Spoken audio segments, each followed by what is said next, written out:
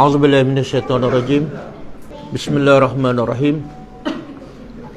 Alhamdulillahirabbil alamin wassalatu wassalamu ala asyrafil anbiya wal mursalin wa ala alihi wa sahbihi ajma'in. Allahumma 'allimna ma yanfa'una wanfa'na bima 'allamtana wa zidna ilma. Allahumma ati anfusana taqwaha wa zakkiha anta khairu man zakkaha anta waliyuha wa maulaha. Rabbi yassir wa la tu'assir, Rabbi tammi bil khair, amma ba'du.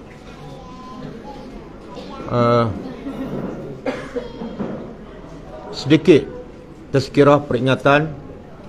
Pertama untuk diri saya sendiri, yang kedua untuk pengantin baru, dan yang ketiga untuk yang hadir. Okey, setiap ibadah dalam Islam ada hikmahnya. Dalam kerangka umum, Allah cipta manusia untuk beribadat. Semua kita tahu. Dan ibadat pula pelbagai. Ada ibadat yang khusus seperti solat, puasa, haji, zakat. Dan setiap ibadat ada tujuan dia. Yang sebenarnya tujuan setiap ibadat itu sebenarnya satu sahaja, iaitu supaya menjadikan manusia betul-betul hamba kepada Allah. Kalau tujuan solat ialah inna salata tanha 'anil fahsya'i wal munkar, sesungguhnya tujuan solat ialah supaya dengan solat itu dapat mencegah kita daripada kemungkaran. Kalau puasa tujuannya la'allakum tattaqun, supaya kamu akhirnya dengan puasa tu kamu menjadi orang yang bertakwa. Begitu juga haji. Tujuan haji ialah supaya akhirnya kita bersihkan diri kita daripada segala dosa. Sehingga Nabi kata, siapa yang mengerjakan haji dan hajinya mabrur, maka dia akan balik ke tanah air seperti bayi yang baru lahir. Zakat tujuannya ialah untuk bersihkan hati kita daripada sifat kedekut, cinta dunia. Jadi semua ibadat yang Allah wajibkan ada tujuan. Maka nikah kahwin pun satu ibadat. Kahwin tu adalah ibadat, bukan main-main, bukan suka-suka. Sebab itulah bila beberapa orang sahabat pergi ke rumah Rasulullah SAW bertanya tentang ibadat Rasulullah SAW, bertanya kepada Aisyah. Jadi Aisyah beritahulah ibadat Rasulullah. Maka tiga orang sahabat ini yang datang untuk mengetahui ibadat Rasulullah, dengan solat malam Rasulullah, dengan puasanya, maka tiga orang ni buat kesimpulan, siapa kita ni dibanding dengan Rasulullah sallallahu alaihi wasallam. Rasulullah orang yang telah diampunkan segala dosa, tak ada dosa.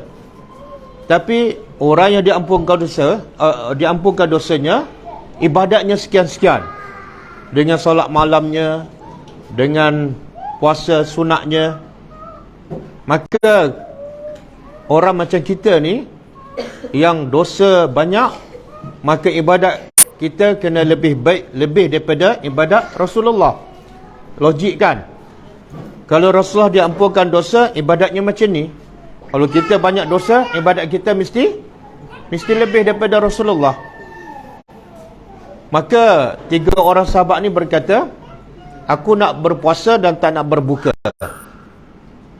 Mesti lebih daripada Rasulullah. Rasulullah berpuasa dan berbuka sebab aku banyak dosa. Ada seorang lagi kata, aku nak solat malam dan tak nak tidur. Rasulullah solat malam dan tidur, tapi Rasulullah tak ada dosa.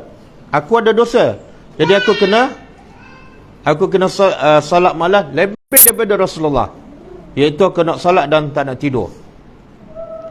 Seorang lagi kata, aku tak nak kahwin. Sebab apa? Aku nak fokus pada ibadat sahaja. Rasulullah kahwin tak apa, dia tak ada dosa. Kalau aku dalam keadaan dosa banyak, kemudian kahwin pula, maka ibadat aku tergendala. Okay. Jadi bila Rasulullah mendengar kata-kata 3 orang sahabat ni, Rasulullah berkata, boleh dengar? Rasulullah berkata, aku adalah orang yang paling takut pada Allah. Aku adalah orang yang paling bertakwa kepada Allah. Tetapi aku berpuasa dan aku berbuka. Aku orang yang paling bertakwa kepada Allah. Tetapi aku tidur dan aku salat malam. Bukan solat sepanjang malam. Dan aku orang paling bertakwa, tetapi aku kahwin. At-tazawwajun nisa. Aku kahwin. Kemudian Nabi sebut, faman raghiba an sunnati falaysa minni. Siapa yang tak suka dengan sunnahku, maka dia bukan daripada golongan aku. Apa sunnah Nabi? Solat malam, puasa dan kahwin. Nabi kata kahwin tu adalah sunnah aku. Makna kahwin adalah ibadat. Kahwin kalau kita niat kerana Allah, jadi ibadat. Okey. Jadi sekarang pengantin baru ni telah melakukan satu ibadat kepada Allah. Kan? Tapi apa tujuan kahwin? Tujuan puasa kita tahu la'allakum tattaqun. Tujuan solat kita tahu untuk mencegah kemungkaran. Tujuan puasa apa dia? Kita tanya pengantin, test lah. Boleh test kan?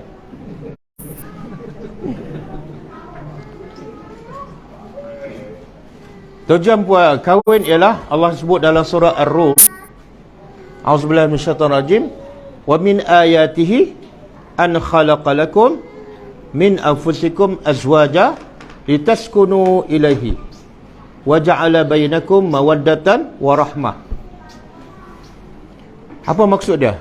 Allah kata antara tanda kebesaran Allah, antara tanda rahmat Allah, sayangnya Allah pada manusia ialah Allah menjadikan kamu untuk kamu pasangan daripada jenis kamu. Jadi tanda kebesaran Allah, rahmat Allah pada manusia beda. Allah jadikan kita kahwin dengan pasangan yang seperti kita. Apa dia? Sama-sama manusia. Kalau Allah wajibkan kita kahwin dengan jin, susah tak kita? Susah. Kat mana nak cari jin kan? Lepas tu nak cari wali pula kan? Jadi Allah kata tanda kebesaran Allah, tanda rahmat Allah ialah Allah membenarkan kita kahwin dengan sesama manusia. Apa tujuan? Litaskunu ilaihi. Supaya kamu dengan perkahwinan kamu akan rasa tenang. Ustaz, saya dah kahwin lama, tak tenang-tenang pun. Itu masalah. Itu masalah kamu. Sebab lepas tu Allah kata apa? Wa ja'ala bainakum mawaddatan wa rahmah. Dan daripada perkahwinan itu Allah jadikan di antara kamu ada satu mawaddah. Yang kedua, rahmah. Apa beza mawaddah dengan rahmah? Ada surau Al-Mawaddah. Kan? Mawaddah kasih sayang. Allah kata antara daripada perkahwinan tu kamu akan dapat dua. Satu mawaddah, yang kedua rahmat. Mana rahmat lah? Mana rahmat? Rahmat jangan lari ya. Apa beza mawaddah dengan rahmat? Subhanallah. Mawaddah kita terjemah kasih sayang. Rahmat kita terjemah apa? Rahmat kita terjemah apa?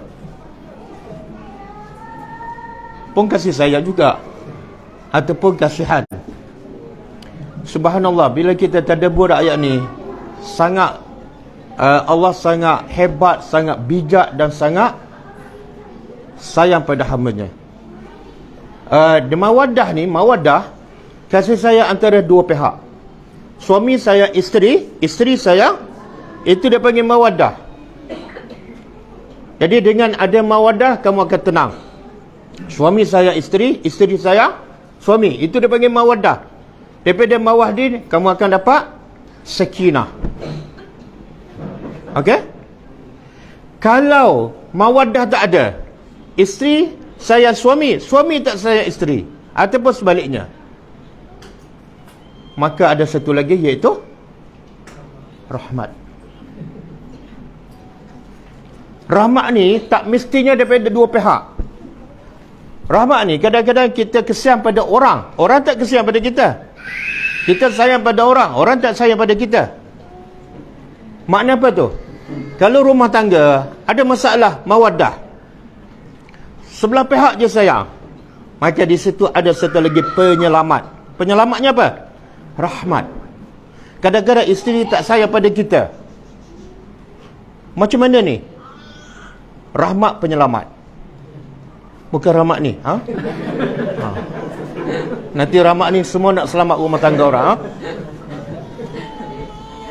Rahmat penyelamat, iaitu kasihan belas kita pada isteri yang tak sayang pada kita akan menyelamatkan rumah tangga. Boleh faham? Sebab tu rahmat dia satu, kadang-kadang dua pihak.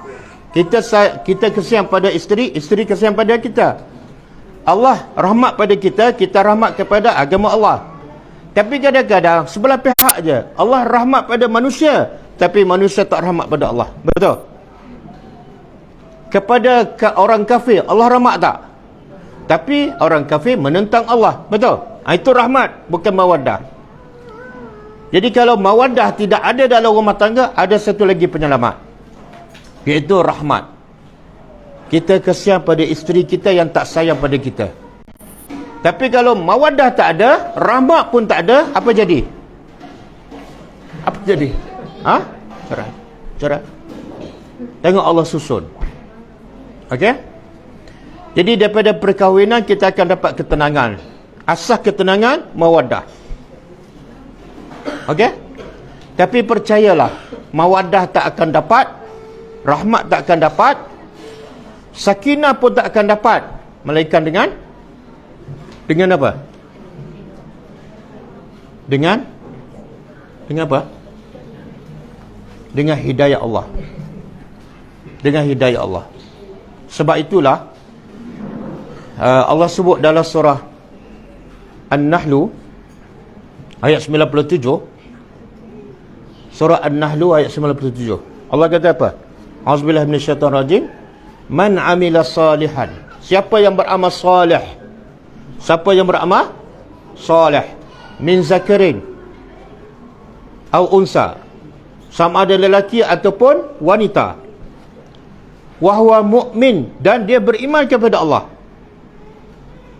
Satu, beramal soleh. Yang kedua, beriman. Kalau amal soleh saja tak ada iman, tak jadi. Kalau iman saja tak ada amal soleh pun tak jadi. Mesti ada dua. Jadi Allah kata, siapa yang beramal soleh, lelaki ke, wanita ke, dan dia beriman kepada Allah, apa dia dapat? Apa dia dapat? Dia akan dapat semua yang manusia nak, semua yang manusia cari, benda ni lah. Tapi bila tak cukup syarat, dia tak akan dapat. Allah kata siapa yang beramal soleh, yang kedua beriman kepada Allah, Allah kata falanuhyiyannahu hayatan tayyibah. Pasti kami akan beri kepadanya kehidupan yang tayyibah, kehidupan yang baik, kehidupan yang tenang, kehidupan yang bahagia. Apa syaratnya? Apa syaratnya? Allah kata pasti kami akan bagi kehidupan yang baik, kehidupan yang tenang, kehidupan yang bahagia. Walaupun dia mungkin miskin, tapi bila ada dua benda ni, dia akan bahagia. Apa dia? Satu, amal soleh. Yang kedua, beriman. Allah tak kata mesti ada harta banyak. Berapa ramai yang harta banyak tak bahagia, tak tenang. Berapa ramai yang miskin, tenang dan bahagia. Okey. Kemudian lepas tu, hayatan tayyibah ni, kehidupan yang tenang, kehidupan yang bahagia, bila ada dua ni. Satu, amal soleh. Yang kedua, iman. Tapi Allah kata dia dapat kehidupan yang baik di mana? di dunia. Di akhirat dia dapat apa? Kadang-kadang kita bila buat apa saja, kita terlupa bahawa kita akhirnya akan ke akhirat. Jadi kepala kita asyik fikir dunia. Tengok-tengok besok mati kan, minggu depan mati. Yang tanah runtuh di Batang Kali, berapa dah mati?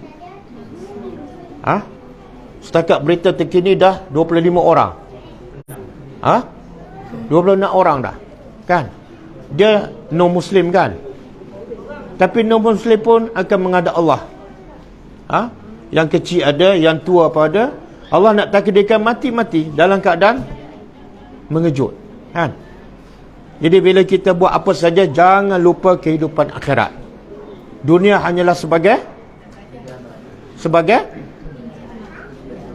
pinjaman. Betul ke? Kalau pinjaman kena bayar balik.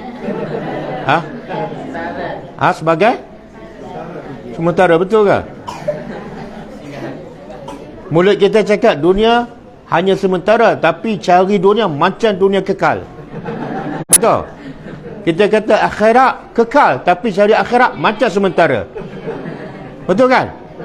Cakap tak serupa bikin.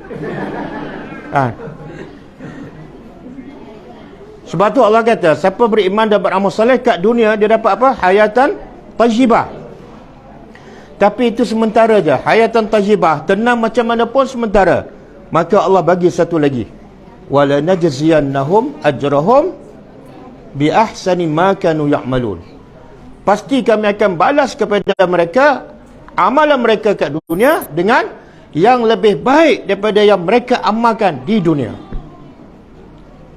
Kita nak hayatan tayyibah, tapi Allah kata hayatan tayyibah sementara aja. Yang aku nak bagi kepada kamu apa dah? Yang lebih baik daripada hayatan tayyibah di dunia. Apa dia? Aku akan balas amalan kamu kat dunia berlipat kali ganda. Kita kerja kat dunia pagi sampai petang kan, dapat berapa? Ada tak berganda-ganda? Kerja satu hari dapat gaji sebulan, ada? Tak ada.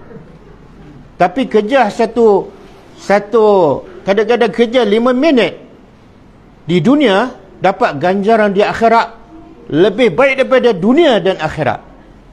Apa dia?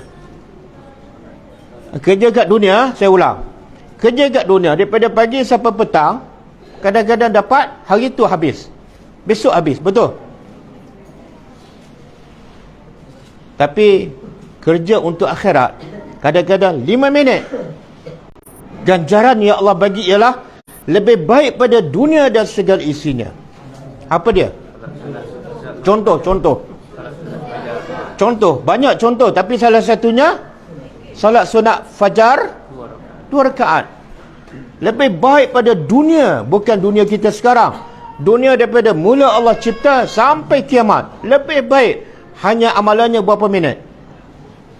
5 minit.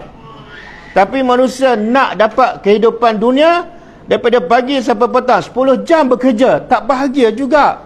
Sampai terlepas solat sunat subuh, yang ganjaran dia lebih baik pada dunia dan segala isi. Sebab apa? Kenapa?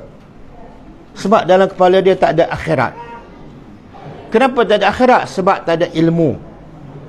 Faham tak? Sebab itulah, lepas ayat saya baca ni, Allah sebut apa dia? Siapa ada Quran boleh buka. Surah apa ni? Yang saya baca surah apa? Surah apa? Lupa kan? Kalau saya cakap pasal dunia, mesti tak lupa. Surah apa? An-Nahl ayat berapa? 97. Cuba tengok ayat 98. Allah cerita pasal apa? Ayat 97 Allah kata, siapa yang apa dah? Beramal soleh. Yang kedua apa dah? Dah lupa dah. Beriman kan? Satu beramal soleh, yang kedua beriman. Dia dapat apa? Hayatan tayyibah, kehidupan yang bahagia di dunia, di akhirat. Allah akan balas lebih daripada apa yang dikerjakan di dunia. Okey? Itu ayat 97. Ayat 98 Allah cerita pasal apa? Fa iza qara'tal Quran fasta'iz billah. minasyaitonir rajim. Tiba-tiba Allah kata, apabila kamu baca Al-Quran, maka hendaklah kamu minta berlindung daripada syaitan. Cuba fikir, apa kaitan kehidupan yang dunia, kehidupan tajibah di dunia, tiba-tiba Allah sebut pasal Quran. Bila baca Quran, kena baca a'udzubillah. Apa kaitan?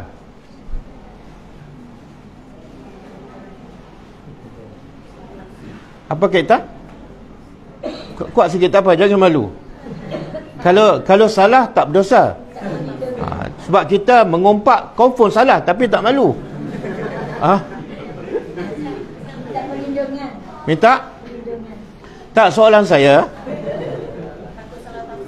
Salah tafsir? Tak apa. Salah ketika belajar tak apa. Jangan salah tak belajar.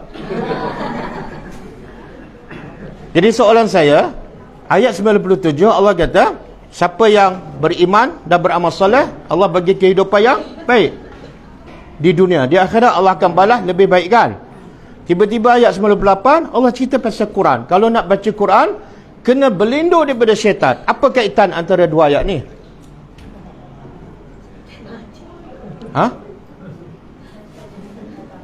Kuat sikit. Syaitan jadi penghalang. Tapi kaitan dengan ayat 97? Ya? Macam mana tu? Tak, kaitan ayat 97 dengan 98. Dia lambat jawab, lambat sudah. Apa dia?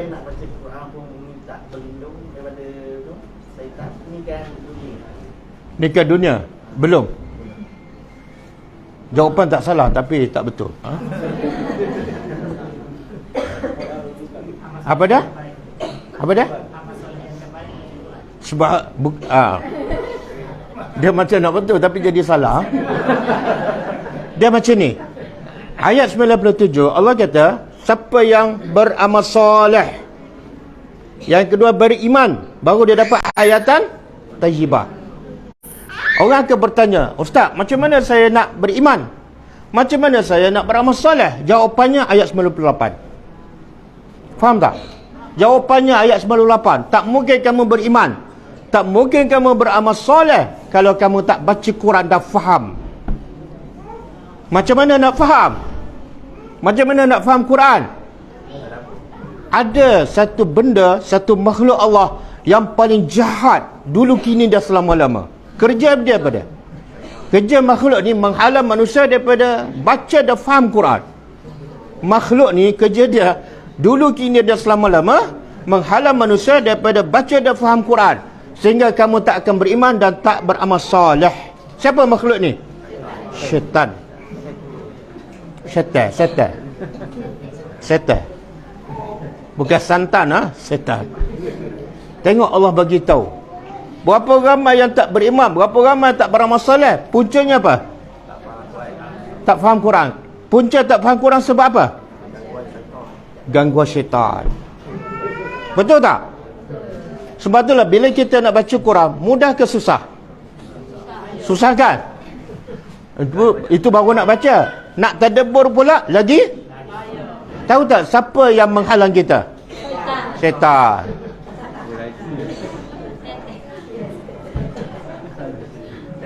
Tapi bila kita nak buat urusan dunia, semua lancar, betul?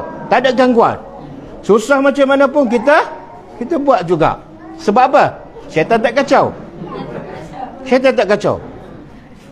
Sebab tu tak ada ayat, tidak ada ayat Allah nak kata bila nak pergi kerja baca a'udzubillah. Tak ada. Bila nak apa lagi? Bila nak start kereta baca a'udzubillah. Tak ada ayat tu. Syaitan tak kacau pun. Nak start kereta, start lah. Faham tak? Nak kahwin, tak ada ayat. Bila nak kahwin baca a'udzubillah. Syaitan tak kacau pun. Tapi syaitan akan kacau bila nak start baca Quran, bila nak start nak faham. Sebab bila kamu faham saja, kamu akan dapat dua tadi, beriman dan beramal soleh, dan kamu akan dapat hayatan tajibah. Boleh faham? Jadi tazkirah malam ni, punca manusia bahagia, punca kebahagiaan rumah tangga ialah Apa dia? Tadabbur Al-Quran. Pergi kok mana-mana pun, oh, Ustaz Mu ini tadabbur. Memanglah. Sebab bahagia siapa yang bagi? Allah. Bila Allah bagi bahagia, kena ikut cara dia. Apa dia? Semua perintah Allah ada dalam Quran. Semua larangan dia ada dalam Quran. Kalau kita tak faham, kita akan langgar tak perintah Allah. Ya. Betul tak? Kita tak tahu pun yang tu Allah tak suka. Kita langgar aja sebab kita tak tadabbur Al-Quran. Jadi Allah kata, kalau kamu nak hayatan tayyibah, kena beriman dan beramal soleh. Dan kalau nak beriman dan beramal soleh, caranya apa? Tadabbur Al-Quran. Jangan cakap besar. Jangan cakap besar dengan Tuhan. Sebab Tuhan kata, perkahwinan itu membawa kebahagiaan. Tapi punca kebahagiaan ialah, punca hayatan tayyibah, beriman dan beramal soleh. Dan punca beriman dan beramal soleh, kena baca Quran. Dan ingat, bila kamu nak baca Quran, ada satu makhluk yang akan halang kamu 24 jam. Jangan baca. Baca besok. Jangan belajar. Kamu tak sampai tahap ustaz. Kan? Baca terjemah nanti salah faham. Macam-macam tipu daya syaitan. Biasa dengar bisikan tu. Dan ikut juga. Ada juga. Sebab itulah, ada tak ayat, bila nak buka TV baca a'udzubillah? Tak ada kan? Syaitan tak kacau, bukalah. Bila nak makan tak payah baca a'udzubillah. Sebab syaitan tak kacau. Satu benda je syaitan kacau. Sebab itulah manusia selalu gagal nak tetapkan jadual baca Quran dan tadabbur setiap hari. Sentiasa gagal. Betul? Dan bila buat urusan dunia, sentiasa berjaya. Sentiasa lancar. Betul kan? Contohlah, hari ni siapa baca Quran satu muka surat? Hari ni siapa baca Quran satu muka surat?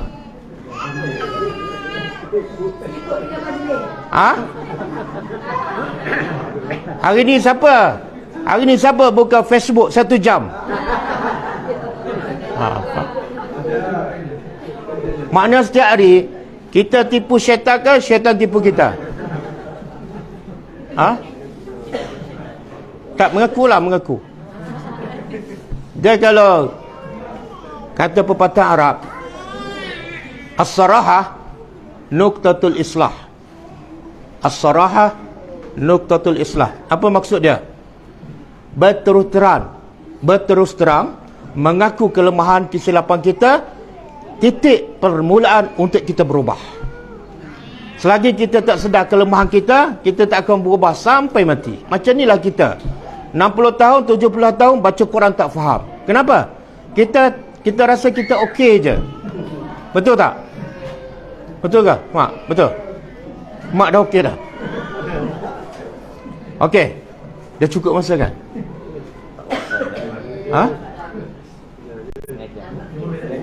5 minit lagi. Ya ke? Oh, lama lagi tak apa. Saya tambah sejam lagi ya. Oh, bunyi sejam. Tak apalah Ustaz. Okey. Jangan tertipu dengan syaitan. Sebab live yang sini ada 20 orang tapi live ada 500. Dekat 600. Jadi kita nak berhenti kena ambil kira yang 600. Subhanallah. Boleh faham tak? Ramai manusia nak bahagia tapi silap percaturan. Kejar dunia, akhirnya tak bahagia. Akhirnya rumah tangga berantakan. Sebab itulah, tengok sahabat-sahabat, laki ke perempuan, bila mereka beriman, berubah kehidupan mereka. Contohlah Khadijah terkenal sebagai apa? Businesswoman kan? Tapi bila tu? Sebelum dia beriman kepada Allah. Tapi lepas dia beriman, dia terkenal sebagai apa? Dermawan. Islam, iman mengubah manusia. Sebab orang beriman, bila dia baca Quran, Quran banyak surah apa? Surah infak ke surah simpan? Infak. Sebab Quran mengajar kita hidup akhirat kekal, hidup dunia sementara. Jadi kalau untuk kekal, kamu simpanlah yang lebih banyak. Untuk sementara, simpan sikit. Faham tak? Sebab itulah semua para sahabat yang kaya, bila masuk Islam, habis harta. Khadijah kaya raya, tapi bila masuk Islam, semakin kaya, semakin banyak ataupun semakin habis hartanya. Kenapa? Kenapa? Kenapa dia infak? Sebab dia tahu ya, dia infak tu akan kekal dan berganda. Siapa ajar dia? Quran. Betul kan?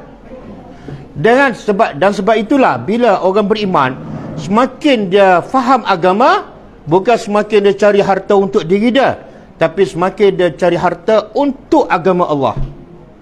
Dan bila dia cari harta untuk agama Allah, agama akan kuat walaupun dia tidak ada harta. Tapi kalau kita cari harta untuk kita sahaja, agama akan lemah, kita yang kuat. Betul? Jadi saya cadangkan pada Nur, ahli perniagaan Gua Musang, gunakan kekayaan anda untuk dakwah, barulah anda akan jadi orang yang mulia. Jangan lepas kahwin semakin kaya dia je, tapi agama macam tu lah. Sebab itulah kahwin ke tak kahwin ke, yang paling penting apa dah? Yang paling penting, apa sumbangan kita untuk agama? Imam Nawawi tak kahwin, betul kan? Imam Nawawi tak kahwin, tapi besar tak sumbangan daripada agama? Besar. Jadi kahwin tak kahwin, kalau tak kahwin pun tak ada sumbangan, lepas kahwin tak ada sumbangan, apa makna hidup? Hidup untuk diri sendiri. Manusia yang paling hina ialah hidup untuk dirinya dan keluarganya. Dan manusia paling mulia ialah hidup untuk agama, hidup untuk orang lain. Dia susah tapi orang lain senang. Tapi bila akhirat, dia akan jadi jutawan akhirat. Boleh? Tengok bila kita tadabbur Al-Quran, kita akan apa? Kita kena berubah. Sebab Quran mengajak kita menjadi lebih baik daripada yang lepas. Tapi kalau kita tak tadabbur Al-Quran, kita asyik kerja dunia. Pagi petang, duit semakin bertambah, pahala semakin susut. Tengok-tengok mati mengejut. Rugi tak hidup? Jadi saya pesan khususnya kepada pengantin. Selepas kahwin, hendaklah gandakan sumbangan anda pada agama. Walaupun bukan pada gulam ad-dakwah. Gulam ad-dakwah tak ada apa. Jadi Azhar boleh je buat dakwah di Gua Musang. Orang Gua Musang dahagakan ilmu. Betul kan? Azhar no boleh gunakan kemahiran, gunakan ilmu dan harta. Jadikan matlamat kita pada bukan setakat hayatan tayyibah, tapi balasan yang berganda di akhirat besok. Tapi semua tu tak akan tercapai melainkan dengan apa tadi? Apa dah? Beriman dan beramal soleh. Dan beriman dan beramal soleh tak mungkin tercapai melainkan dengan baca Al-Quran dan tadabbur. Dan tak mungkin dapat baca dan tadabbur Al-Quran melainkan berperang dengan syaitan. Bila nak baca je malas, lawan, mujahadah. Bila nak tadabbur je, lawan. Syaitan akan sentiasa bisik 24 jam.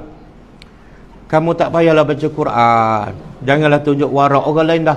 Orang lain tak baca pun tapi kaya raya. Kamu baca Quran tak kaya-kaya pun. Bisikan syaitan. Ni baru kahwin kan, tak payah baca Quran, tunggu dulu, honeymoon dulu kan.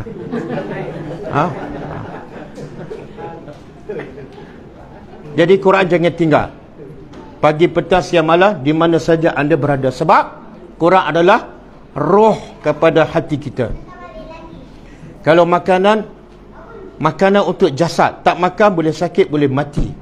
Tapi bila Quran tak baca, tak faham, hati kita boleh keras, hati kita boleh mati. Baca Quran tak rasa apa-apa dah.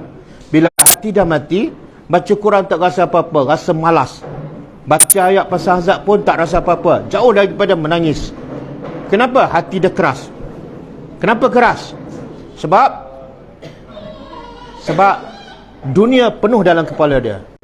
Pagi petang fikir pasal dunia aja. Quran tak akan masuk. Okey? Jadi jaga diri anda.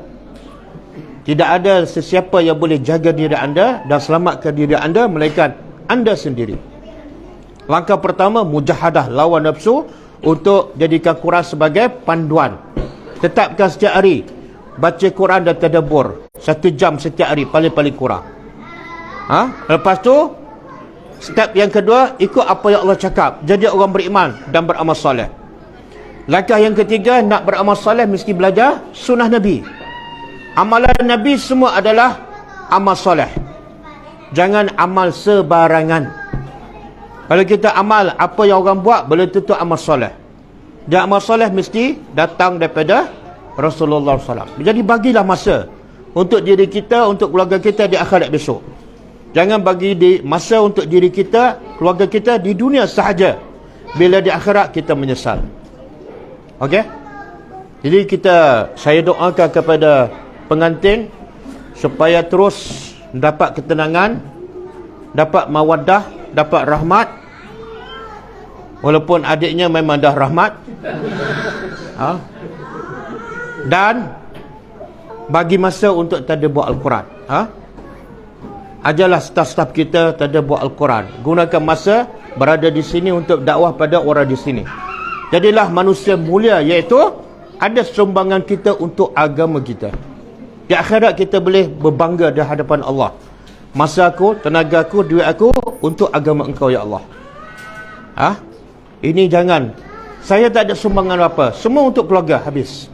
Rugi. Okey? Cukup Cukup? Ke nak sejam lagi? Ini dah mengantuk tu. Okey.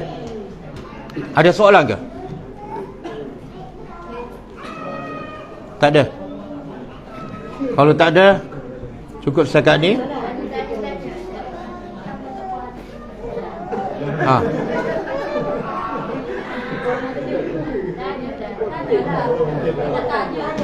Okey, tanya.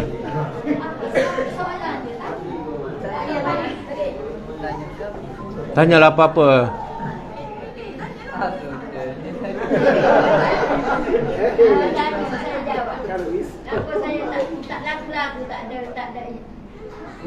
Apa dia? Tak ada jodoh.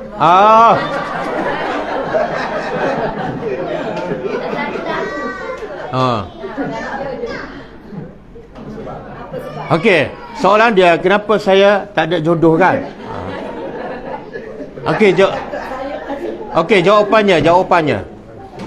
Kita sebenar hidup ni nak jodoh ke nak redha Allah?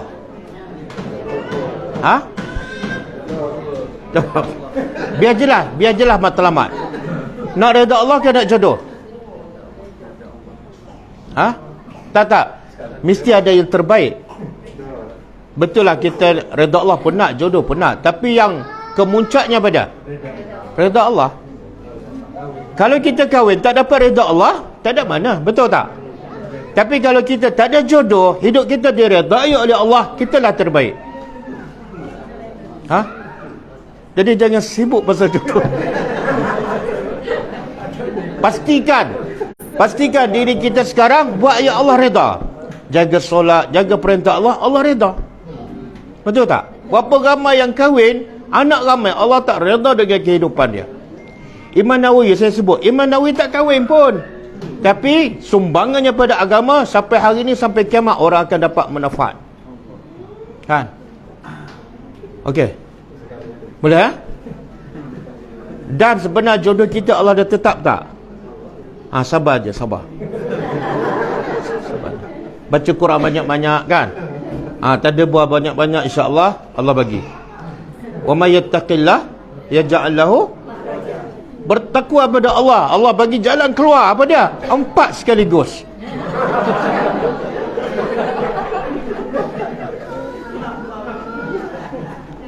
Okey. Ada soalan lain? Tak ada? Kalau tak ada, cukup setakat ni. Yang baik itu daripada Allah, yang tidak baik daripada saya minta maaf kerana ada terkasar. Dan sekali lagi saya ucapkan barakallahu lakuma wa baraka alaikuma wa jama'a bainakuma fi khair kepada dua pengantin. Semoga Allah kekalkan perkawinan ini sampai ke akhirat.